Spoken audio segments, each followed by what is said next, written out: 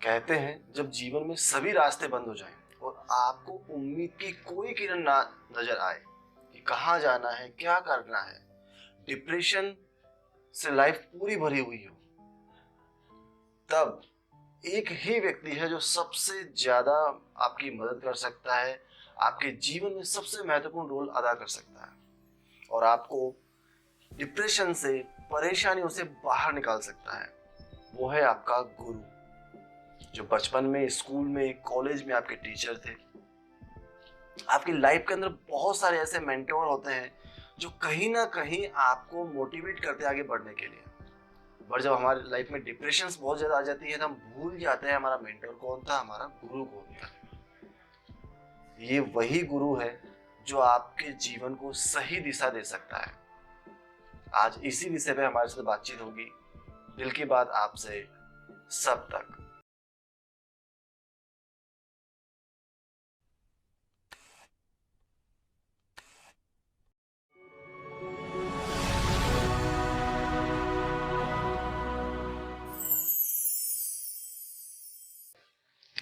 नमस्कार। गुरु है तो जिंदगी शुरू है। कहा जाता है जब जब इतिहास ने नई करवट ली है, तब तब जब जब इतिहास में योग्य गुरु और योग्य शिष्य का मिलन हुआ है, इतिहास ने नई करवट ली है। जैसे चंद्रगुप्त चाणक्य, शिवाजी समर्थ गुरु रामदास, रामकृष्ण परमहंस, स्वामी विवेकानंद, यहाँ तक कि जो अवतारी सत्ता आई उनको भी गुरु गृह में जाना पड़ा। जैसे भगवान राम वशिष्ठ मुनि के आश्रम में गए, कृष्ण जी संदीपनी के आश्रम में गए। तो कहने का तात्पर्य यह है कि जिसके भी जीवन में ऊंचाई दिखाई देती है तो उसके पीछे उसका गुरु खड़ा दिखाई देता है। अब गुरु दो तरह के होते हैं, शिक्षा गुरु और दीक्षा गुरु। शिक्षा गुरु तो वह है जो आपको रोजी रोटी कमाने की विद्या सिखा देता है, या किसी से आप कोई कला सीखते हैं, किसी से आपने संगीत सीखा, किसी से आपने खेलना सीखा, किसी से आपने तैरना सीखा, ये सब सांसारिक गुरु हैं। दूसरे होते हैं आध्यात्मिक गुरु, जो आपको इस जन्म से लेके, इस लोक से लेके परलोक तक आपके साथ रहते हैं और आपका जीवन सफल बनाते हैं। अब प्रश्न ये आता है कि हम गुरु तक कैसे पहुँचे या गुरु को कैसे पहचानें। वैसे तो गुरु मैं आपको बताऊं भगवान की कृपा से और अपने पूर्व जन्मों के संस्कारों से ही मिला करते हैं। जब व्यक्ति के अंदर इतनी तड़प होती है कि वो संसार के किसी भी कोने में जाने को तैयार हो गुरु की प्राप्ति के लिए, तो उसको सहज ही अपने गुरु मिल जाते हैं। वैसे तो माँ को पहला गुरु कहा जाता है, क्योंकि माँ जो होती है शौचाचार, शिष्टाचार, लोकाचार, संबंधों का ज्ञान कराती है बचपन में। उसके बाद पिता आते हैं, पिता आपको दुनियादारी सिखाते हैं, हिम्मत देते हैं, साहस सिखाते हैं, ये दूसरे गुरु हैं। फिर आप आचार्य आते हैं जो आपको विद्या देते हैं, लेकिन इन सबका ही दायरा सीमित है। बच्चा आप देखिए 10-12 साल तक की माँ के इर्द गिर्द घूमता है, उसके बाद वो पिता के चक्कर लगाता है, उसके बाद वो अपने दोस्तों में रम जाता है, या फिर स्कूल कॉलेज में चला जाता है तो उसे स्कूली या कॉलेज के गुरु मिल जाते हैं। तो इन सब का दायरा सीमित है, ये एक समय पर आपका साथ छोड़ देते हैं। लेकिन जो आध्यात्मिक गुरु होते हैं वो कभी आपका साथ नहीं छोड़ते। अब ये होता है कि गुरु को पहचाने कैसे। जब आपके अंदर इतनी तड़प होगी या इतनी शिद्दत होगी कि आप गुरु प्राप्त करने के लिए कहीं भी जाने को तैयार हैं, तो आपके गुरु आपको सहज ही उपलब्ध हो जाएंगे।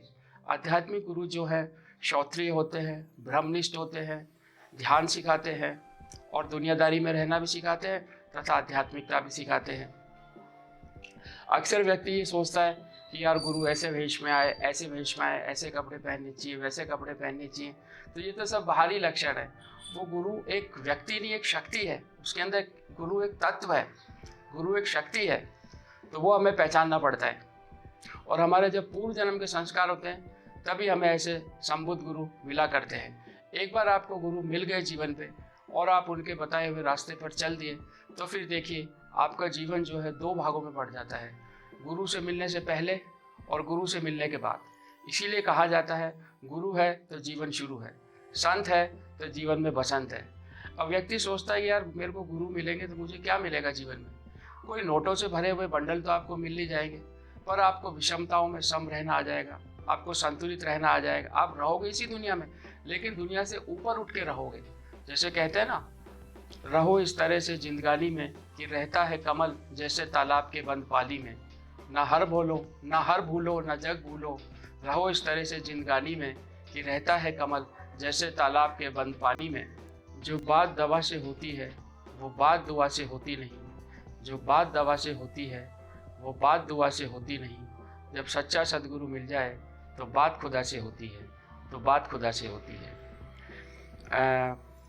एक कीड़ा होता है भृंगी, वो कीड़ों का राजा कहलाता है। उसमें क्या मादा कीड़ा नहीं होती, तो वो क्या करता है, किसी भी कीड़े को पकड़ता है और उसके कान में गूं करता है और उसको अपने जैसा बना लेता है। तो सच्चे गुरु होते हैं वो शिष्य को अपने जैसा ही बना लेते हैं। तो इसलिए कहा जाता है, गुरु को कीजिए दंडवत, गुरु को कीजिए प्रणाम, कीट ना जाने भृंग को, कर ले आप समान, कर ले आप समान। तो ये गुरु की, भारत तो गुरुओं का देश रहा है, हमारे यहाँ गुरु की अपार महिमा है। लेकिन ज़्यादातर व्यक्ति क्या अहंकार में रहता है, वो सोचता है हम ही गुरुओं के गुरु हैं, हमें तो सब आता है, हमें तो सब पता है। अरे भैया तेरे को कुछ नहीं पता। शास्त्रों में भरा पड़ा है ज्ञान, तो ग्रंथों में भरा पड़ा है, लेकिन उसे समझाने वाला तो कोई चाहिए ना। कहते हैं शास्त्र शस्त्र और घोड़ा अगर अनाड़ी के हाथ पड़ गया तो अपना नुकसान कर बैठेगा। सवार जो है अगर उसको घोड़े की सवारी करना नहीं आता तो चोट खा जाएगा, ऐसे ही शस्त्र चलाना नहीं आता तो खुद को चोटिल कर लेगा। ऐसे ही जो जिनको शास्त्रों के बारे में ज़्यादा पता नहीं है या ठीक से व्याख्या नहीं कर सकते तो आपका अनर्थ ही करेंगे। इसलिए गुरु सच्चा और पक्का होना चाहिए। और यदि आप गुरु को परखने में लगे रह गए तो बिल्कुल ऐसे ही होगा जैसे प्याज के छिलके आप छीलते रहिए, सिवाय बदबू के आपके हाथ कुछ नहीं लगेगा। गुरु बनाए नहीं जाते, गुरु तो खुद ही बने हुए होते हैं। ये तो आपकी श्रद्धा और आपका समर्पण चाहिए। एक बार आपने गुरु अगर कर लिए, आप ठोक बुझा के करिए, सोच समझ के करिए, पूरा दिल और दिमाग लगा कर करिए। फिर एक बार आपको समझ आ गए तो आप नतमस्तक हो जाइए, आप अपने आप को समर्पित कर दीजिए, फिर वो जैसे बताए वैसे चलिए। और उसके बाद आप देखिए आपके जीवन में इतना परिवर्तन आएगा, सांसारिक रूप से भी और आध्यात्मिक रूप से भी। जीवन आपका स्पष्ट से 2 भागों में बढ़ जाएगा।